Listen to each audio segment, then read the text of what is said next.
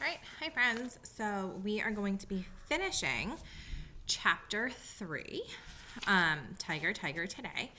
So we're almost done. Okay. After a long time, they heard a reply, the drawling, sleepy snarl of a full tiger waking up. Who calls? Shere Khan whined. It is I, Mowgli. Cattle thief, it is time to come to the council rock. Mowgli turned to look at his old pack leader. Now, Akela, hurry them down. Down, Rama, down, he said to the bull. The herd paused for an instant at the edge of the slope, then one by one charged over it, sand and stones flying up around them. Once the herd started running, there was no stopping it. As they reached the bed of the ravine, Rama caught Shere Khan's scent and bellowed. Now you know, Mowgli said from Rama's back. The storm of black horns, foaming muzzles, and staring eyes whirled down the ravine. The terrible charge of the buffalo herd was something no tiger could hope to survive. When Shere Khan heard the thunder of hooves, he picked himself up and lumbered away. He looked from side to side for an escape, but the walls of the ravine were too straight. Heavy with food and drink, he kept running. He was willing to do anything to avoid a fight. The herd splashed through the pool Shere Khan had just left. The ravine rang with their bellows, and then came an answering bellow from the foot of the ravine. Mowgli heard the cows call. He saw Shere Khan turn, choosing to face the bulls instead of the cows. As the bulls rushed toward the tiger, Mowgli felt Rama trip, stumble on something soft, and race on. The herds crashed full into one another, and the force drove them both out onto the plain. Stamping and snorting, Mowgli waited until the right moment, then slipped off Rama, tapping him with his stick. Quick, Akela, he called. Break them up so they will not hurt each other. Akela and Gray Brother ran to and fro, nipping legs. Softly now, softly, it is all over, Mowgli called to the herd until at last they were calm, and he could lead them to the mud pools. Back in the ravine, Shere Khan was dead, and the kites were coming for him already. Brothers, that was a dog's death, Mowgli said, reaching for the knife he carried now that he lived with men. But he would not have put up a good fight. His hide will look good on the council rock. We must work quickly. A boy trained among men would never have dreamed of skinning a 10-foot tiger alone. It was hard work, even with the help of the wolves, tugging with him when he asked. After a while, Mowgli felt a hand on his shoulder. He looked up to see Buldeo, the village hunter. The children had told him about the buffalo stampede, and Buldeo had taken his gun and set out angrily, anxious to scold Mowgli for not taking better care of the herd.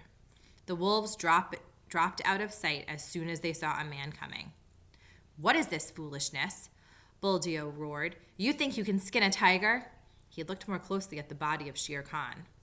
It is the lame tiger with 100 rupees on his head. Well, perhaps we will overlook your letting the herd run off. I might even give you 1 rupee after we take this skin to Kaniwara. You will take the hide and give me 1 rupal? Ha! Mowgli snorted. I will take the skin for my own use, old man. How dare you talk like that to the chief hunter of the village? Buldeo shouted. Your luck and the stupidity of the buffalo helped you kill this tiger. You can't even skin him properly, little beggar brat. I will not give you 1 anna of the reward. Leave the carcass. By the buffalo that bought me, Mowgli said as he struggled with his own work, must I talk to this old ape all afternoon? Here, Akela, this man is bothering me.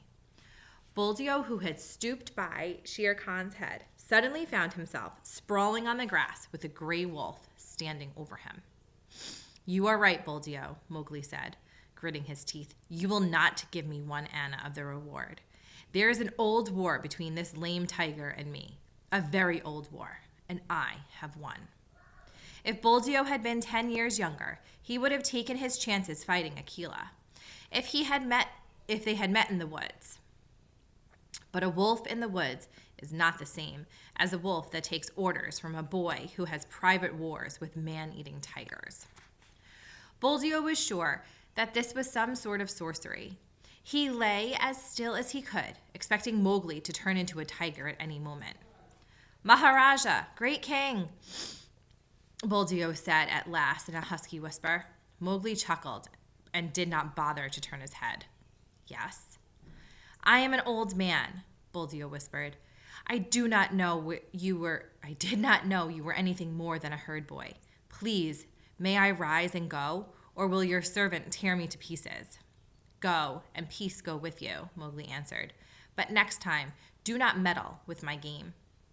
"Let him go, Akela." Akela stepped back, and Buldeo hobbled off as fast as he could. Several times he looked back over his shoulder to see if Mowgli had turned into anything terrible. When he reached the village, he told wild tales of enchantment and sorcery. It was twilight when Mowgli finished his work. He had left the tiger's skin with Gray Brother to guard it. "Now we must take the buffalo home," he said. "Help me herd them, Akela."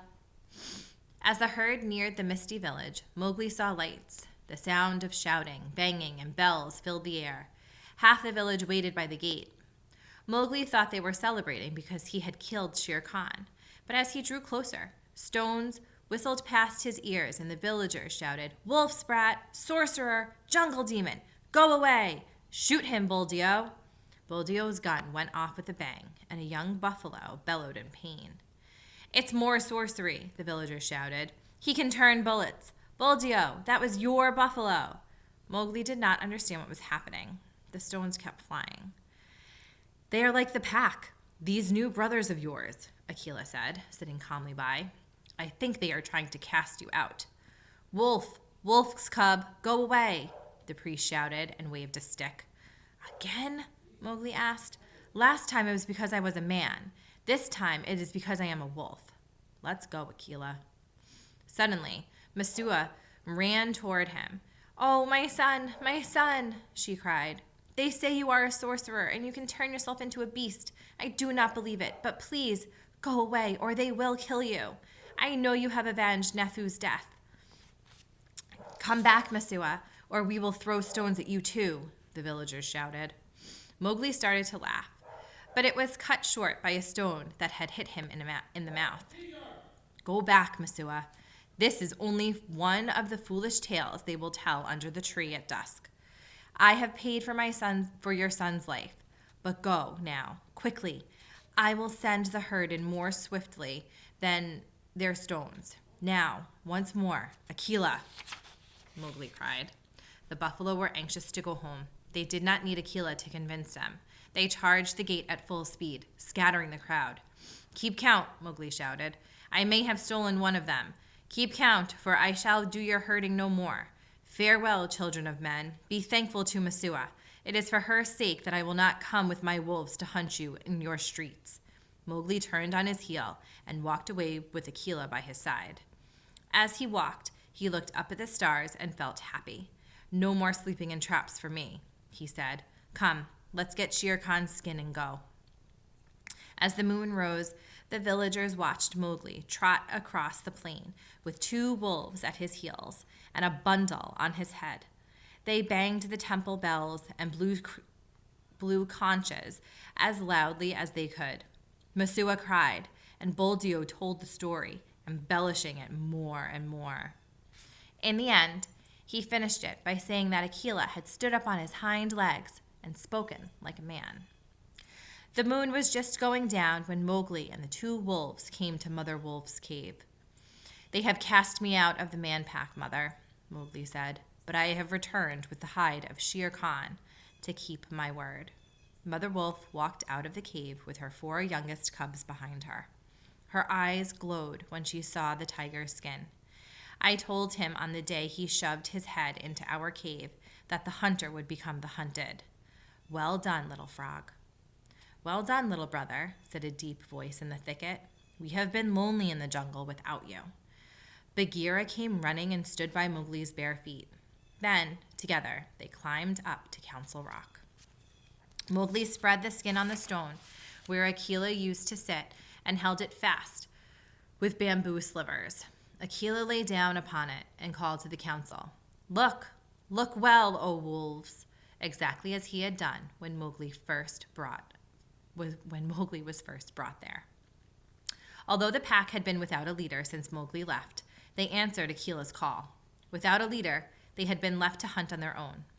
Some were lame from traps and some limped from wounds. Others were mangy from eating bad food. Many were missing. All that were left answered the call and saw Shere Khan's striped hide on the rock, with its huge claws dangling down. Then Mowgli began to sing. It was a song without any rhymes that came into his throat all by itself. He shouted it aloud, leaping up and down on the skin until he was out of breath. Gray Brother and Akela howled between the verses. "Look well, O wolves, have I kept my word?" Mowgli asked when he was finished. "Yes," the wolves bayed. Then a tattered-looking wolf howled. "Lead us again, Akela. Lead us, man cub. We want to be a pack once more." "No," Bagheera purred. "When your bellies are full, you may go mad again. You fought for this freedom, and now it is yours. Eat it, O wolves." "Man pack and wolf pack have cast me out," Mowgli said.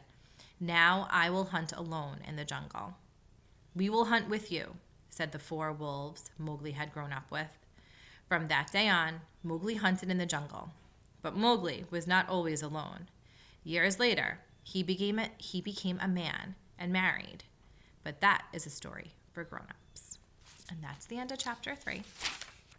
The next and final chapter is Rikki Tikki Tavi. So, see you on Monday.